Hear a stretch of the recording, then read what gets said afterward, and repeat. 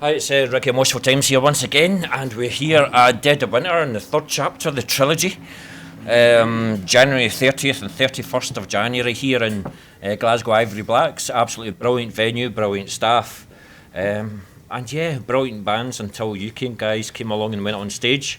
Yeah. What kind of a performance was that? It was pretty subpar. I think we could have probably put more energy in it. Maybe got people crowd surfing more, maybe some more pits. There was a couple, maybe one pit, maybe one or two crowds. You guys were mental. Well, to be fair, the amount of crowd surfers just balanced in my shoulder, so I can say that you guys went down very, very well. You supported our entire Yeah, so... I definitely saw you carrying a few there. Yeah, and I'm not, like, there was a guy that was 7 foot tall and I just went, no. But anyway... Death Collector, you released a Death Toll 2023, I think. What's happening since then? This is 2026 that we're on here. So have you got any new stuff? Yeah. So we got stuff in the works at the moment, but we've had what I can only describe as sort of like a gauntlet of life experiences deciding to hinder us in every step. That's life, in a band. We're not a career band. Like, we're purely doing this for the love of it and the fun of it. Yeah. So family and things like that will always come first. So we've had well, when you say for the love of it, hopefully, like, crowd responses to your gig shows you all the love that you need. Oh yeah.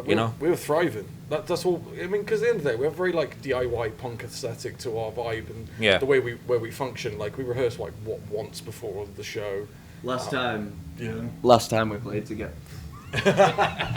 Last time we played together was Incineration Festival before Friday's rehearsal, and that was like just a year. Basically. Literally, we ran through the set once, and it was like, yep, sound. Yep. Like, we're done. Can I give you one piece of advice as the drummer? I think you need to wear. I think you need to be a wee bit like Tommy Lee and wear gloves, because the amount of drumsticks that went flying in your set. Do you know the amount of times I tell myself before sets, right? What I do is I'm like, right, I need to stick a towel in my cymbal bag, so I've got one. Every single time, no towel. I'm drying my hands on whatever clothes that I was wearing. But you're not wearing anything. No. Well, somebody needs some sex appeal. I'm not hot enough. We gotta have the sexy twin. That's how it's how we get the people selling merch. That's how it works, man.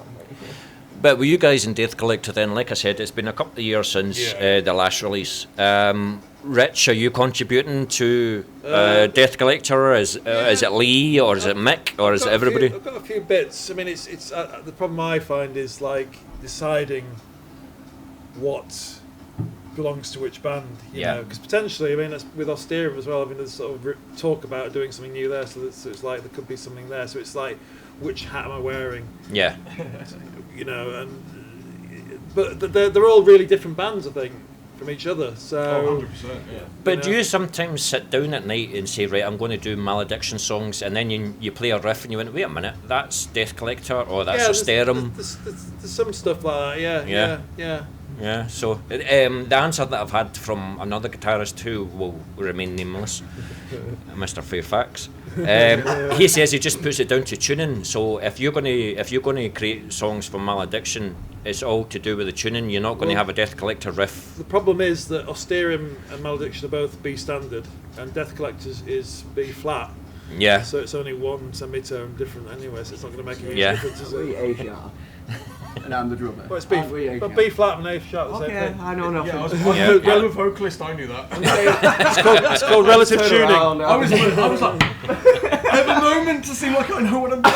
I had a moment. That's all right. Yeah.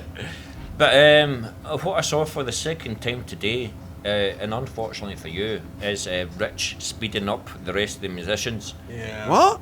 Yeah. Well, So in my defence, I couldn't really hear Lee very much. yeah. Even though he had two amps. and one of them is behind me. And somehow you still can I still can hear him. That's fair. I mean, like, we just kind of went with it. Like, we know the songs, we know the rhythms, so we just followed. 100%. Yeah. It's pretty straightforward. You can't fuck this up. I think as well with like the loss of Mick for this gig. Yes. Yeah. Absolutely. It was all weird. Like it was weird. Obviously, I just see the back of everyone, but it was weird not seeing that. I did Irish redhead there. I did suggest like having them on a Teams call, and you can just play along in Teams and just connect it Wi-Fi or whatever like that. That would have been a really know, good idea. You know what? That's really random. I like it though. I mean, I was gonna print his face out and put it on a mic stand, but I thought, have a cardboard cut out and just pretend he was there. I'll take it over me, of course. On that note, though, I think we definitely brought as much energy into it as possible. We definitely made up for the loss. Even I was moving somewhat, so that tells you that's, I don't usually do, you know. Absolutely. It's all about just bringing the energy with the live show and making the crowd move, and I think we did a good job of that. But that's what I like. It's just like the sheer groove of what you guys do. You're not like blast beats for 30 minutes straight or anything like that. You like the groove element. I thought that was Lee coming in, but he's too late now. I would get rid of him anyway. I think as well with the groove element that you were just speaking about, I'm like obviously the new drummer, but that's what I bring. I've always been a groovy drummer. And like, you know, use blast beats to your advantage. You know, I'm not a death metal head by any means, but I can definitely bring something to the table. So I think look out for that. Listen, I know that you love Motley Crue, it's all fine. But I know that girls, absolutely. But I know that you guys have played Glasgow a couple of times. You played my gig in Glasgow and stuff, and you've been very welcome here in Glasgow. Oh, that's amazing.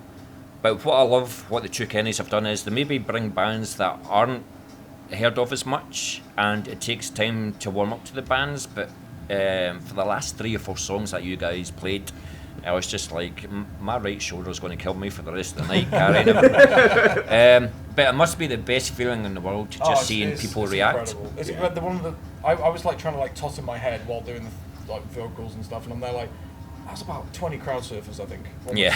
Around that. I couldn't figure. I lost count after a bit. Yeah. That's always a positive. But it's how receptive they were. They were so receptive. Yeah. 100%. And the thing is, like, this is no slight on any band or anything like that. I think when you've got a crowd like that and you're not ramping them up, you're missing an opportunity. Like, 100%. They are ready. They're ready to go. Like at all times. Like, and sometimes you've got to pick your moments, read the crowd, get them going. And I just think we did our best to capitalise on what we do the best, which is fun, groove, interact, get people moving, smile at everyone, get them interacting with you, talking to you back, shouting at you, laughing at you, you know, like, because it's a fun time, it's a gig, we're supposed to be enjoying ourselves, not go...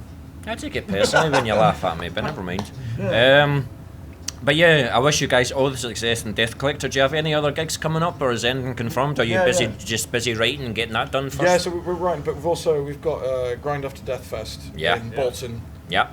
So is that the Altma Inn? In the Altma Inn. The Altma Inn, yeah. It's in the kind of like back areas. It's the smoking gazebo.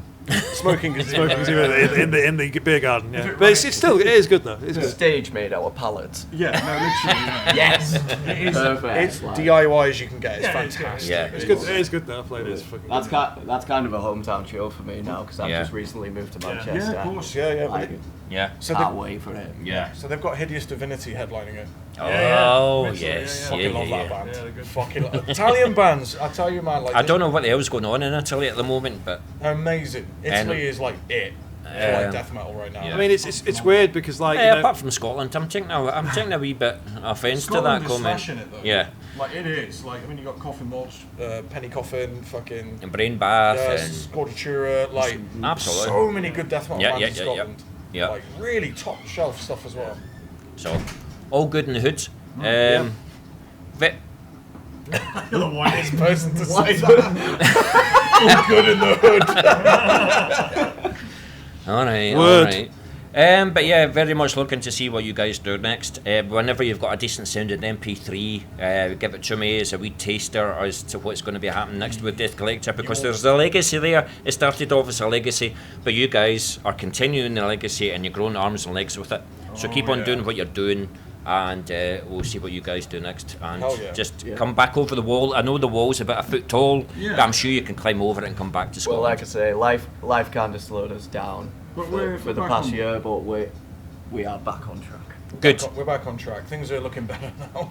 Well, let's keep it that way. And thanks very much for the interview. Good to see you guys again. Thank you. Thank you so much. Cheers, man. Thank you. Cheers. big. He's got a massive penis.